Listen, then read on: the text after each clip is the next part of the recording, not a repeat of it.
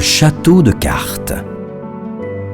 Un bon mari, sa femme et 2 jolis enfants coulaient en paix leurs jours dans le simple ermitage, où, paisibles comme eux, vécurent leurs parents.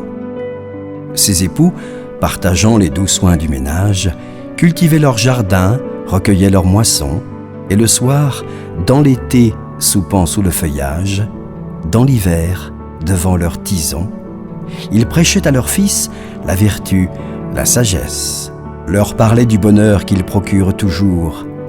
Le père, par un conte, égayait ses discours, la mère, par une caresse. L'aîné de ses enfants, né grave, studieux, lisait et méditait sans cesse. Le cadet, vif, léger, mais plein de gentillesse, sautait, riait toujours, ne se plaisait qu'au jeu.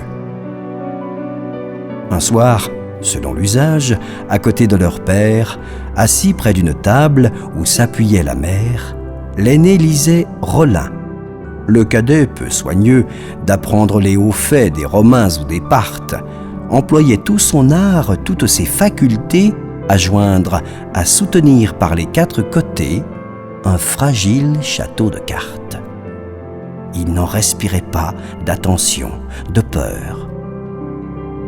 Tout à coup, voici le lecteur qui s'interrompt.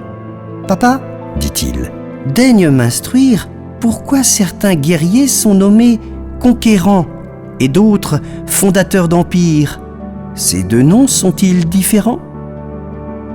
Le père méditait une réponse sage, lorsque son fils cadet, transporté de plaisir, après tant de travail, d'avoir pu parvenir à placer son second étage, s'écrie « Il est fini !» Son frère murmurant, se fâche et d'un seul coup détruit son long ouvrage. Et voilà le cadet pleurant. « Mon fils, répond alors le père, le fondateur, c'est votre frère, et vous êtes le conquérant. »